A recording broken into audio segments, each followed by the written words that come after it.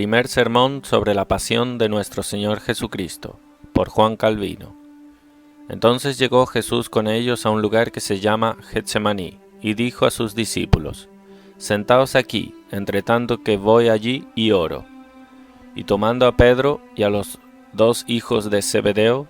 comenzó a entristecerse y a angustiarse en gran manera. Entonces Jesús les dijo: Mi alma está muy triste, hasta la muerte. Quedaos aquí y velad conmigo. Yendo un poco adelante, se postró sobre su rostro, orando y diciendo: Padre mío, si es posible, pase de mí esta copa, pero no sea como yo quiero, sino como tú. Mateo 26, del 36 al 39. Cuando las Escrituras nos hablan de nuestra salvación, nos presentan tres propósitos. Uno es que reconozcamos el impreciable amor que Dios nos ha mostrado, de manera que Él sea glorificado por nosotros de acuerdo a como Él lo merece. Otro es que detestemos de tal manera nuestros pecados como corresponde,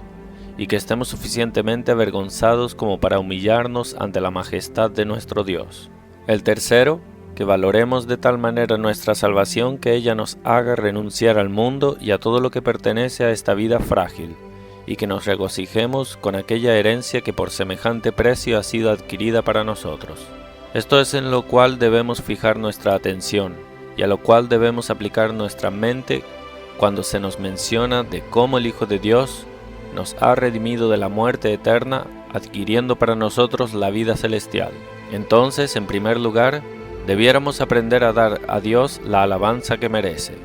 En efecto, bien hubiera podido rescatarnos de otra manera de las profundidades insondables de la muerte, pero quiso exhibir los tesoros de su infinita bondad, no escatimando a su único Hijo. Y en este sentido, nuestro Señor Jesucristo quiso darnos una garantía segura del cuidado que tuvo de nosotros al ofrecerse voluntariamente para la muerte, porque nunca seremos agudamente impactados, ni se encenderá nuestra alabanza a Dios, si por otra parte no examinamos nuestra condición, viendo que estamos como hundidos en el infierno y sabiendo lo que significa haber provocado la ira de Dios, y de tenerlo a Él como a un enemigo mortal y como a un juez tan terrible y espantoso, que sería mucho mejor que el cielo y la tierra y todas las criaturas conspirasen contra nosotros, antes que acercarnos a su majestad mientras ella nos es desfavorable. Entonces es sumamente necesario que los pecadores tengan el corazón quebrantado con un sentimiento y un entendimiento en cuanto a sus faltas. Es necesario que reconozcan ser peores que desdichados, de manera que se horroricen ante su condición para que de esa manera puedan saber cuán endeudados y obligados están para con Dios, viendo que ha sido piadoso con ellos, que los ha visto en desesperación y que ha sido suficientemente bueno para ayudarlos, no por ver alguna dignidad en ellos, sino únicamente porque los ve en su desdicha. Ahora, el hecho también es que, como hemos dicho, por estar rodeados de demasiadas cosas aquí abajo, cuando Dios nos ha llamado, somos retenidos por nuestro afecto y codicia, de modo que es necesario apreciar como corresponde la vida celestial, para que podamos saber a qué gran precio ella fue comprada para nosotros. Y es por eso que aquí se nos dice que nuestro Señor Jesucristo no solamente estuvo dispuesto a sufrir la muerte ofreciéndose Él mismo como un sacrificio para apaciguar la ira de Dios su Padre, sino que a efectos de poder ser verdadera y completamente nuestra garantía, no se rehusó a soportar las agonías que están preparadas para todos aquellos que se sienten amonestados por su conciencia y que en la presencia de Dios se sienten culpables de muerte y condenación eterna. Entonces notemos bien que el Hijo de Dios no se conformó con solamente ofrecer su carne y sangre y de sujetarlos a la muerte, sino que quiso aparecer plenamente ante el trono de juicio de Dios, su Padre, en el nombre y la persona de todos los pecadores, dispuesto a ser condenado en la misma medida en que también llevó nuestras cargas. Y ya no tenemos por qué avergonzarnos, puesto que el Hijo de Dios se expuso a sí mismo a semejante humillación. No es sin causa que San Pablo nos exhorte por medio de su ejemplo a no avergonzarnos de predicar la cruz, sin importar cuán necia pueda ser para algunos, y una piedra de tropiezo para muchos, porque cuanto más se humilló nuestro Señor Jesús, tanto más vemos que las ofensas por las cuales estábamos en deuda ante Dios no podían ser abolidas a menos que Él fuese humillado en forma extrema. Y, en efecto, Sabemos que Él fue hecho débil para que nosotros pudiésemos ser fortalecidos por su virtud, y que Él ha estado dispuesto a llevar todos nuestros sufrimientos, exceptuando el pecado, a efectos de estar preparados hoy para ayudarnos. Porque si en su persona no hubiera sentido los temores, las dudas y los tormentos que nosotros soportamos, no estaría tan dispuesto a ser piadoso con nosotros. Se dice que la persona que ignora lo que es hambre y sed no será conmovida por la compasión o humanidad hacia aquellos que lo sufren, porque siempre habrá tenido su comodidad viviendo en sus placeres. Pero ahora es cierto que Dios, aunque no sufre ninguna de nuestras pasiones en su naturaleza, no deja de ser humano con nosotros por el hecho de ser la fuente de toda bondad y misericordia. Sin embargo, para que tengamos la seguridad de que nuestro Señor Jesús conoce nuestras debilidades, a efectos de aliviarnos de ellas, y para que nosotros podamos venir más osadamente a Él y para que podamos hablarle con más familiaridad, el apóstol dice que por eso estuvo dispuesto a ser tentado como nosotros. Hemos de notar entonces en el texto que hemos leído que cuando nuestro Señor Jesucristo vino a la aldea de Getsemaní y al monte de los olivos, era para ofrecerse Él mismo como un sacrificio voluntario, y de esa manera quiso cumplir el oficio y el cargo que le habían sido encomendados. Pues, ¿por qué adoptó nuestra carne y naturaleza, sino para ofrecer reparación por todas nuestras rebeliones por medio de su obediencia, a efectos de adquirir para nosotros una justicia plena y perfecta ante Dios su Padre? E incluso vino Él mismo para presentarse a la muerte, porque no podemos ser reconciliados ni podemos apaciguar la ira de Dios, provocada por nuestro pecado, sino mediante la obediencia suya. Este es entonces el motivo por el cual el Hijo de Dios vino osadamente al lugar donde sabía que Judas le hallaría. De esta manera también aprendemos que era necesario, puesto que nuestro padre Adán nos arruinó a todos con su rebelión, que el Hijo de Dios, poseedor de un control soberano sobre todas las criaturas, debía sujetarse y adoptar la condición de un siervo, puesto que también es llamado siervo de Dios y de todos los suyos. Y es por ese motivo también que San Pablo, demostrando que necesitamos tener algún apoyo para invocar a Dios en plena confianza de ser oídos como hijos suyos, dice que por la obediencia de nuestro Señor Jesucristo somos reconocidos como justos, porque ella es como un manto para cubrir todos nuestros pecados y ofensas, de manera que lo que podía impedirnos la obtención de gracia no es tenido en cuenta en la presencia de Dios. Pero, por otra parte, vemos que el precio de nuestra redención es muy alto, cuando nuestro Señor Jesucristo está en tal agonía, al extremo de atravesar los terrores de la muerte, ciertamente al extremo de que su sudor es como gotas de sangre, con las cuales está como fuera de sí, pidiendo, si fuera posible, poder escapar de semejante angustia. Viendo esto, es suficiente para hacernos conocer nuestros pecados. Cuando vemos que el Hijo de Dios está hundido en una situación tan extrema, que aparentemente está en el fondo del abismo, no existe la posibilidad de arrullarnos con zalamerías hasta hacernos dormir. Si aquello hubiera ocurrido simplemente a una persona justa, quizás seríamos tocados, por supuesto, porque era necesario que un pobre inocente soportara por nuestra expiación lo que le ocurrió al Hijo de Dios. Pero aquí está Él, la fuente de la vida, quien se sujeta a sí mismo a la muerte. Aquí está aquel que con su poder sostiene al mundo entero, y a ese extremo es hecho débil. Aquí está aquel que rescata a todas las criaturas de todo temor, y Él tiene que soportar semejante horror. Entonces, cuando se nos declara esto, seríamos más que estúpidos si cada uno no meditásemos en ello, y si, disgustados por nuestras faltas e iniquidades, no estaríamos avergonzados delante de Dios, jadeando y gimiendo, y si por este medio no fuésemos llevados a Dios con auténtico arrepentimiento. Ahora, es imposible que los hombres sean correctamente convertidos a Dios si no son condenados en sí mismos, y si no han admitido tanto el terror como la agonía de la maldición que les es preparada, hasta tanto hayan sido restaurados a la gracia con Dios. Pero otra vez, para comprender mejor la totalidad, se dice que nuestro Señor Jesús tomó solamente a 3 de sus discípulos, dejando a la compañía a buena distancia, y nuevamente aquellos 3 no fueron todo el camino con Él, sino que Él oró secretamente a Dios su Padre. Viendo esto tenemos que notar que nuestro Señor Jesús no tuvo compañero al ofrecerse a sí mismo como un sacrificio por nosotros, sino que Él solo completó y realizó aquello que se requería para nuestra salvación. E incluso esto nos es indicado de una manera mejor cuando los discípulos están durmiendo y no pueden ser despertados a pesar de haber sido advertidos tantas veces de que se acercaba la hora en que nuestro Señor Jesús tendría que sufrir por la redención de la humanidad. Durante 3 o 4 horas los había exhortado, no dejando de declararles que su muerte se estaba acercando. Por muy cierto que todo ello pueda ser, ellos no dejan de dormir. En esto se nos muestra un cuadro vivo de que era sumamente necesario que el Hijo de Dios llevase todas nuestras cargas, porque no podía esperar ninguna otra cosa.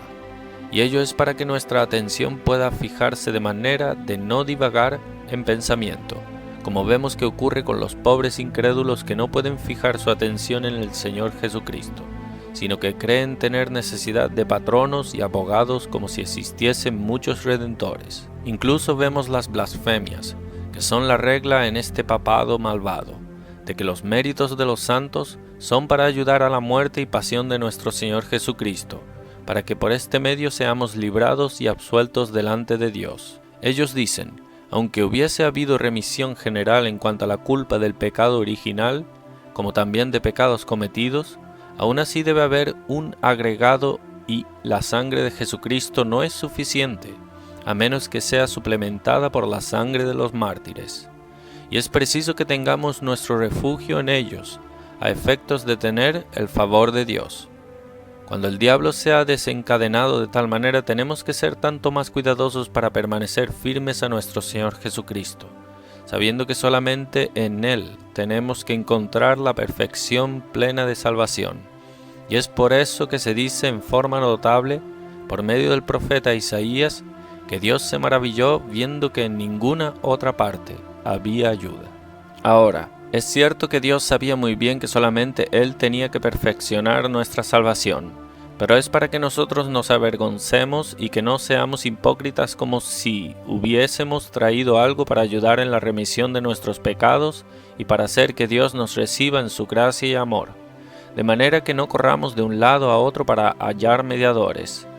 A efectos de que cualquier idea semejante sea desterrada, se dice que Dios ha utilizado su propio brazo, y que lo ha completado todo por su justicia, y que no ha encontrado a nadie para ayudarle. Ahora, esto nos es declarado con extrema claridad al decir que 3 de los discípulos, aquellos que eran la flor y nata de todos, estaban durmiendo allí cual pobres bestias, y que no hubo nada en ellos sino bruta estupidez. No hubo en ellos sino monstruosidad contra la naturaleza, al ver que dormían en un momento tan fatal.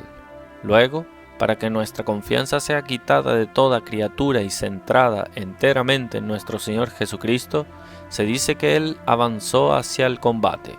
Además, dirigiéndose a Dios su Padre, nos muestra muy bien el remedio para aliviar y todas nuestras agonías, para suavizar nuestros dolores y aún para elevarnos por encima de ellos, aun cuando realmente estamos hundidos debajo de ellos, porque si estamos atribulados y en agonía, sabemos que no en vano Dios es llamado Padre de consolación. Entonces, si somos separados de Él, ¿a dónde hallaremos fuerza sino en Él? Vemos, sin embargo, que Él no quiso escatimarse a sí mismo cuando lo hemos necesitado, de manera que es el Hijo de Dios quien nos guía por medio de su ejemplo al verdadero refugio cuando estamos en dolor y agonía. Pero notemos también la forma de oración que utiliza: Padre, si es posible, que este cáliz sea quitado de mí, o esta bebida, porque es una figura del lenguaje la que usa al hablar, ya sea de una copa o de un vaso o de un cáliz. Esto es tanto más cierto teniendo en cuenta que las Escrituras llaman bebida amarga a las aflicciones, para que podamos saber que ninguna cosa ocurre por casualidad. En cambio, Dios distribuye, como un padre de familia a cada uno de sus hijos, su porción, o como un patrón a sus siervos. De esa manera Dios demuestra que procede de Él y de su mano, cuando ellos son abatidos y afligidos, y que también al recibir buenas cosas, que las mismas proceden de su bondad inmerecida, y que Él nos da tanto como quiere darnos. Ahora, de acuerdo a esta forma de proceder, Nuestro Señor Jesús dice que la muerte le es una bebida tan amarga que preferiría que fuese quitada de él, es decir, si fuese posible. Es cierto que aquí uno podría formular muchas preguntas, porque parecería que por un instante Jesucristo se olvidó de nuestra salvación, o peor aún, que al huir de la lucha, quiso dejarnos en un estado de perdición a cuenta del terror que experimentaba. Ahora bien, esto parecería no concordar con lo que hemos dicho, e incluso el amor que nos ha demostrado sería oscurecido en gran manera. Pero no nos hace falta comenzar una disputa tan sutil, porque sabemos que a veces el sufrimiento arrebata de tal manera el espíritu del hombre que éste ya no piensa en nada, está tan oprimido por el sufrimiento actual que se deja hundir sin considerar los medios para restaurarse a sí mismo. Entonces, si temporalmente estamos así fuera de nosotros mismos, ello no significa que todo lo demás ha sido borrado completamente de nuestro corazón y que ya no poseemos sentimientos.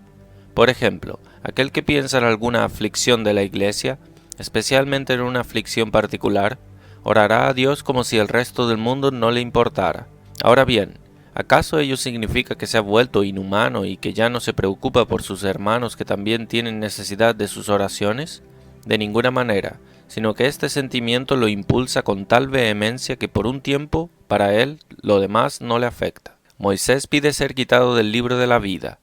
Si quisiéramos hilar fino al respecto, diríamos que hablando de esa manera Moisés blasfemó contra Dios, como si Dios cambiase, porque aquellos que Dios ha elegido para vida eterna jamás pueden perecer. Así que aquí Moisés aparentemente lucha contra Dios y quiere asemejarlo a nosotros, porque nuestro consejo y conversación cambian con frecuencia. Además, ¿qué honor le rinde a Dios sabiéndose uno del número de los elegidos y sabiendo que Dios lo ha marcado desde la infancia para estar entregado a una misión tan excelente como la de ser un líder del pueblo de Dios?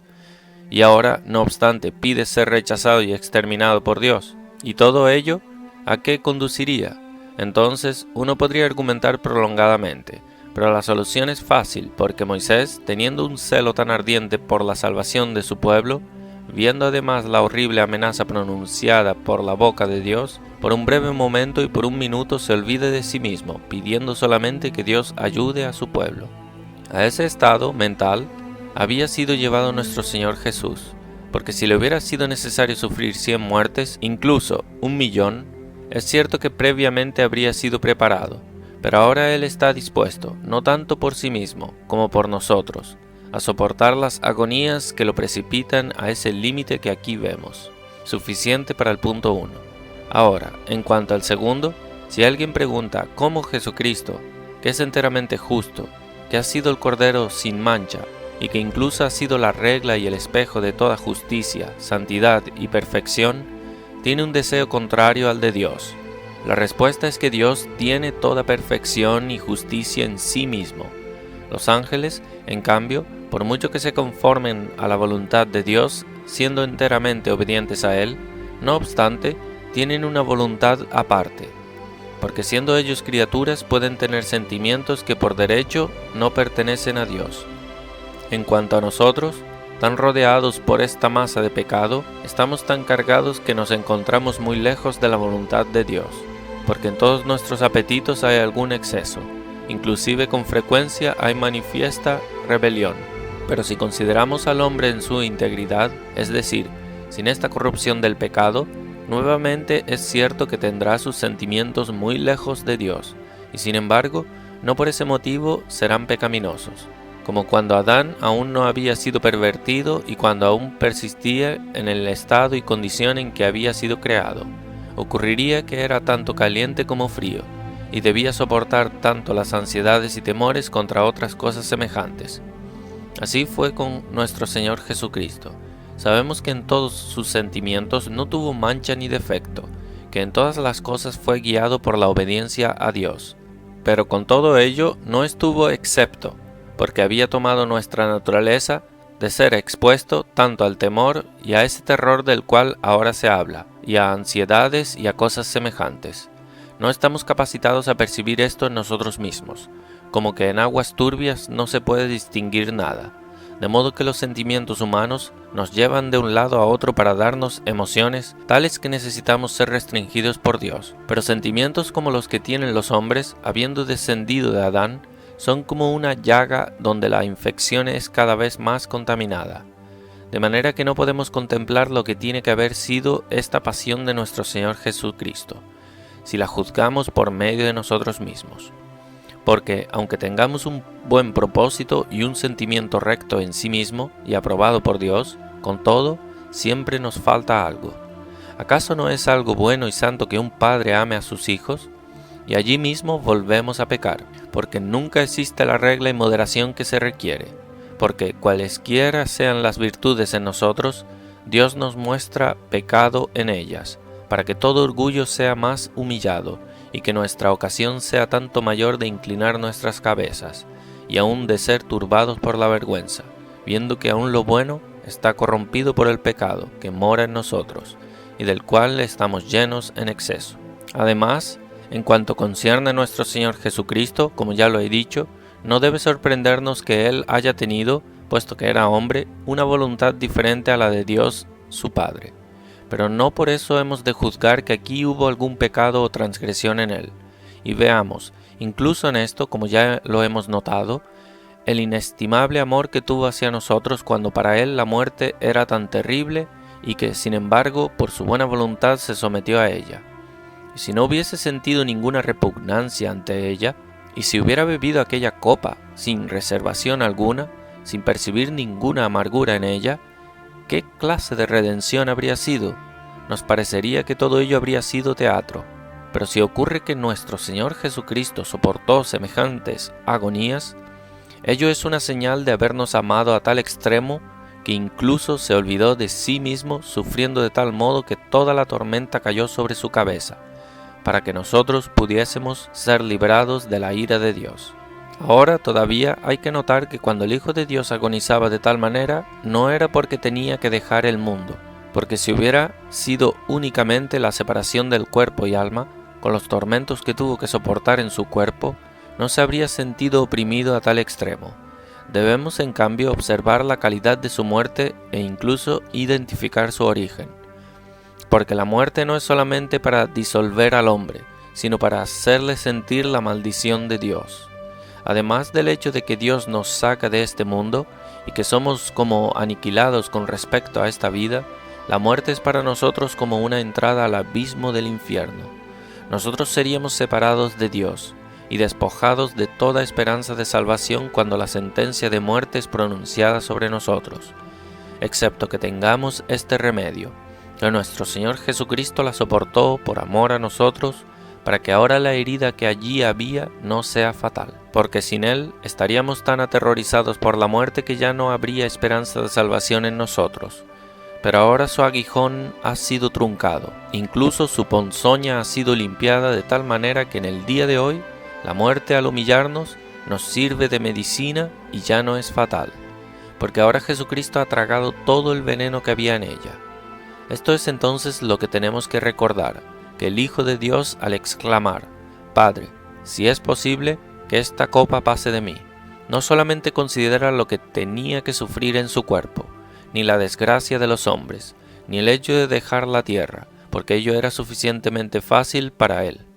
En cambio, considera el hecho de estar delante de Dios y delante de su trono de juicio, para responder por todos nuestros pecados, el hecho de ver allí todas las maldiciones de Dios listas para caer sobre nosotros. Porque si solamente hubiese un pecador, ¿cuál sería la ira de Dios? Cuando dice que Dios está contra nosotros, que quiere exhibir su poder para destruirnos, ¡ay! ¿A dónde estamos entonces? Ahora Jesucristo no solamente tuvo que luchar contra semejante terror, sino también contra todas las crueldades que uno podría infligir.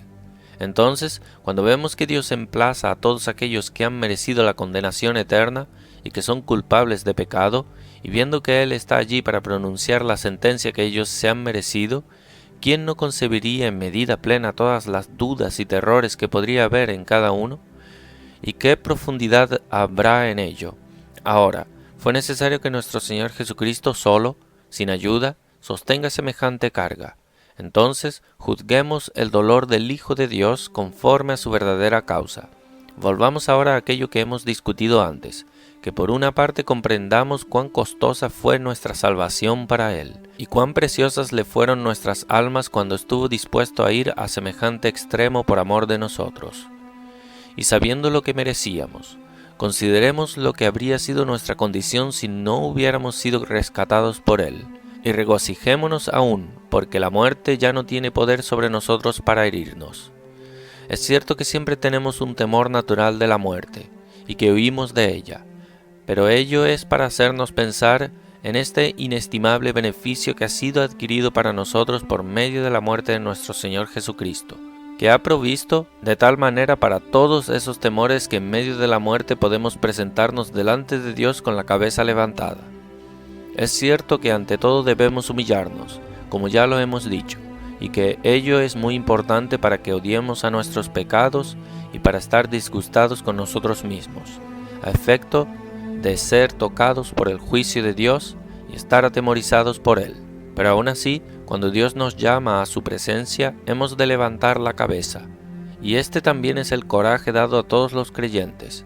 Así vemos cómo San Pablo dice que Jesucristo ha preparado una corona para todos los que le esperan en su venida. Entonces, si al venir ante el juez celestial ya no tenemos esperanza de vida, ciertamente seremos rechazados por Él, y Él no nos conocerá, que incluso nos desheredará sin importar cuánta profesión de cristianismo hagamos. Ahora, no podemos esperar realmente en nuestro Señor Jesucristo si no hemos entendido y estamos persuadidos de que Él ha combatido de tal manera los terrores de la muerte que por ello nosotros somos librados de los mismos, y que la victoria ha sido ganada para nosotros.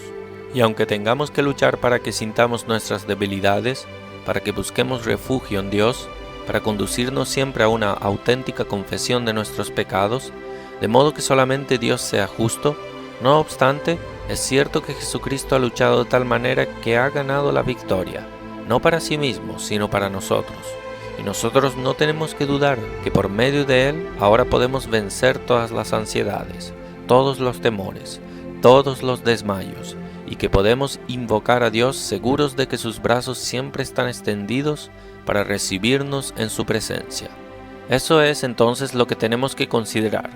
para que sepamos que no es una enseñanza especulativa de que nuestro Señor Jesús soportó los horribles terrores de la muerte, puesto que sintió que estuvo allí delante de nuestro juez, y que Él fue nuestra garantía, para que hoy nosotros podamos, en virtud de su lucha, triunfar sobre toda nuestra debilidad, y persistir constantemente en invocar el nombre de Dios, no dudando un solo instante de que Él nos oye, y que su bondad siempre está dispuesta a recibirnos en su presencia,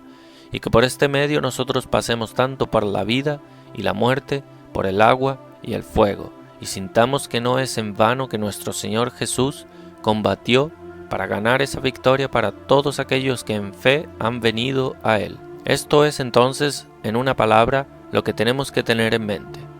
Ahora, sin embargo, vemos cómo debemos luchar contra nuestros sentimientos, y a menos que lo hagamos, nos es imposible mover un solo dedo sin provocar en medida plena la ira de Dios. Porque vean a nuestro Señor Jesucristo, que es puro y entero, tal como ya lo hemos declarado. Si uno pregunta cuál fue su voluntad, es cierto que la misma fue débil como la voluntad de un hombre, pero no fue pecaminoso como la voluntad de aquellos que están corrompidos en Adán, puesto que en él no hubo mancha alguna. He aquí entonces, un hombre que está exento de todo pecado, pero por más que sea así, todavía es necesario que él se anule a sí mismo, y que se esfuerce hasta el límite, y que finalmente renuncie a sí mismo, y que ponga todo ello debajo de sus pies, a efectos de rendir obediencia a Dios su Padre. Ahora, veamos lo que será de nosotros. ¿Cuáles son nuestros sentimientos? Todos los que batallan contra Dios son enemigos, como dice San Pablo. Dios dice aquí que todos juntos somos perversos, y que todo lo que el hombre puede imaginar no es sino falsedad y vanidad. Incluso desde la infancia demostramos estar arraigados en la completa infección del pecado. Aunque la malicia no es aparente en los niños que vienen al mundo, no siempre dejan de ser pequeñas serpientes llenas de ponzoña, malicia y desdén. En esto realmente reconocemos lo que hay desde el principio en nuestra naturaleza. Y cuando hemos llegado a ser adultos, ¿qué es de nosotros entonces? Somos, como ya he dicho, tan malos que no sabemos cómo concebir un solo pensamiento que al mismo tiempo no sea una rebelión contra Dios. De manera que no sabemos si dedicarnos a esto o a aquello, puesto que siempre somos apartados de la verdadera norma, aun cuando no lleguemos a producir en forma provocativa un choque con Dios. Entonces, qué tremenda lucha se requiere para traernos de vuelta al bien. Cuando vemos que nuestro Señor Jesús, en quien no hubo sino integridad y rectitud, tuvo que sujetarse a Dios su Padre al extremo de renunciar a sí mismo, ¿acaso no será importante que nosotros también nos entreguemos enteramente a ello? De manera entonces aprendamos a luchar con más valentía, pero viendo que no podemos y que más bien todos nuestros poderes y facultades tienden al mal, y que en nuestra naturaleza no hay una sola partícula de bien, y que es tan grande nuestra debilidad que seríamos conquistados 100 veces por minuto, viendo esto venimos a Él que fue hecho débil para que nosotros pudiésemos ser llenados con su poder, según lo afirma San Pablo. Además, esto es así. Nuestro Señor Jesucristo ha renunciado de tal manera a sí mismo para que nosotros pudiéramos aprender que para ser sus discípulos debemos hacer lo mismo. Viendo que por nosotros mismos no somos capaces de triunfar en esto, sino que siempre tendemos a tomar el camino equivocado, oremos que por la virtud de su Espíritu Santo, Él gobierne en nosotros para hacernos fuertes. Como está dicho, Él sufrió en la debilidad de su carne, pero por la virtud de su Espíritu fue levantado de los muertos a efectos que nosotros podamos ser hechos partícipes de la lucha que Él sostuvo, y para que podamos comprender el efecto y la excelencia de su poder en nosotros. Entonces, en resumen, esto es lo que tenemos que recordar cuando dice que Cristo renunció a toda su voluntad para someterse plenamente a Dios su Padre. No obstante, siempre tenemos que recordar que el Hijo de Dios no se ofrece aquí para ser solamente un ejemplo y un espejo, sino que quiere mostrarnos qué precio precioso le ha costado nuestra salvación. Porque el diablo, queriendo oscurecer la infinita gracia de Dios, la cual nos fue revelada en nuestra redención, ha dicho que en realidad Jesucristo solamente fue un modelo de toda virtud. Vean ustedes lo que charlan los quejumbrosos impostores de la sede papal. No solamente desconocen cómo deducir lo que significa obediencia, ni lo que es autorrenunciamiento, sino que afirman que el relato de los evangelistas es para que nosotros podamos seguirle a Él y ser conformados a Él. Ahora, ciertamente eso es algo, pero ello no es todo, y ello tampoco es la cosa principal, porque bien se podría haber enviado a un ángel para que le siguiéramos a Él, pero cuando Jesucristo fue el Redentor del mundo, se sometió y fue sujetado por su propia voluntad a aquella condición tan miserable que ahora vemos aquí. Siempre tenemos que reconocer que en nosotros no encontramos nada que pueda darnos esperanza de salvación, y por eso tenemos que buscar en Él lo que nos hace falta, porque nunca podremos obtener mendigos a Jesucristo, y ello no puede ocurrir hasta que no hayamos reconocido nuestra pobreza e indigencia, en resumen, de que carecemos de todo. Esto es, entonces, lo que tenemos que tener en mente, para que habiendo oído que toda la perfección en nuestra vida es para hacernos obedientes a Dios, y para que luego renunciemos a nuestros sentimientos y pensamientos, y para que toda nuestra naturaleza se conforme a Él. Además, habiendo oído que tenemos que pedir a Dios todo aquello que no poseemos, hemos de saber que nuestro Señor Jesucristo no solamente nos es dado a modo de ejemplo, sino que nos ha declarado plenamente que si somos separados de Él, nuestra vida será necesariamente maldecida, y hemos de saber que en la muerte, cuando veamos la profundidad de la miseria y el abismo de la ira de Dios dispuesta a tragarnos, y que no seremos apresurados por solamente un terror, sino por 1.000.000, que todas las criaturas clamarán venganza contra nosotros. Entonces es preciso que sintamos todo ello, a efectos de reconocer nuestros pecados y de gemir y ser turbados en nosotros mismos, y de tener un deseo y el coraje de venir a Dios con verdadera humildad y arrepentimiento. Es para que apreciemos la bondad y misericordia de nuestro Dios de acuerdo a cómo se la ve aquí, y para que tengamos las bocas abiertas para rendirle un sacrificio de alabanza, y para que seamos apartados de las astucias de Satanás, que ha echado sus redes para retenernos en el mundo, y también para que dejemos nuestras conveniencias y comodidades a efectos de aspirar a esta herencia que nos fue comprada a semejante precio. Y puesto que el próximo día del Señor vamos a recibir la Santa Cena, y puesto que Dios, habiéndonos abierto el reino de los cielos, nos presenta allí un banquete espiritual, es para que seamos tanto más impactados por esta enseñanza. En efecto, cuando diariamente comemos y bebemos para ser refortalecidos, Dios nos declara suficientemente que Él es nuestro Padre y que tiene cuidado de estos cuerpos terrenales y frágiles, de manera que no podemos comer un pedazo de pan sin tener el testimonio de que Dios cuida de nosotros. Pero en la cena del Señor hay una razón especial,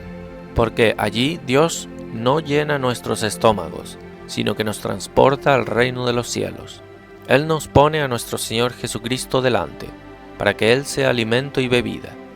Jesucristo no se da por satisfecho con solamente recibirnos en su mesa, sino que en todo sentido quiere ser nuestro alimento. Por el efecto, nos hace sentir que su cuerpo es verdadera carne para nosotros y su sangre bebida. Entonces, cuando vemos que nuestro Señor Jesús nos invita tan gentilmente a acercarnos a Él, ¿no seremos los peores villanos si no somos apartados de aquello que nos separa de Él? Y aunque viniésemos arrastrando los pies, no dejemos de estar afligidos por nuestros pecados, a efectos de acercarnos a Él, y de constreñirnos a nosotros mismos en la medida de lo posible a estar separados de este mundo y a aspirar al reino de los cielos. De manera entonces que cada uno observe qué beneficio debiera conferirnos la Santa Cena, porque vemos que nuestro Señor Jesús nos llama a ser partícipes de su muerte y pasión, para que gocemos el beneficio que Él adquirió para nosotros, y por este medio debiéramos estar plenamente seguros de que Dios nos declara hijos suyos, y que abiertamente podemos dirigirnos a Él como a nuestro Padre. Vengamos con una auténtica fe, sabiendo por qué nuestro Señor Jesús nos fue enviado por Dios su Padre, sabiendo cuál es su oficio, y cómo aún hoy es nuestro mediador tal como siempre lo ha sido. Más allá de ello, tratemos de estar de tal manera unidos a Él que lo dicho pueda ser no solamente para cada uno de nosotros, sino para todos en general. Tengamos un sentir mutuo y una hermandad entre todos, ya que Él ha soportado y llevado la condenación que Dios su Padre había pronunciado sobre todos nosotros. Entonces, aspiremos a ello, y que cada uno venga no solamente por sí mismo, como he dicho, sino que trate de traer a su compañero, y exhortémonos los unos a los otros de andar firmemente, notando siempre que nuestra vida es como un camino que tiene que ser seguido hasta el final, y que no tenemos que cansarnos en medio del viaje, sino que día por día aprovechemos tanto y que nos preocupemos por traer a aquellos que están fuera de la ruta, que todo nuestro gozo sea este, nuestra vida, nuestra gloria y contentamiento, y que así nos ayudemos unos a otros hasta que Dios nos haya reunido plenamente en su presencia. Ahora, inclinémonos en humilde reverencia ante la majestad de nuestro Dios.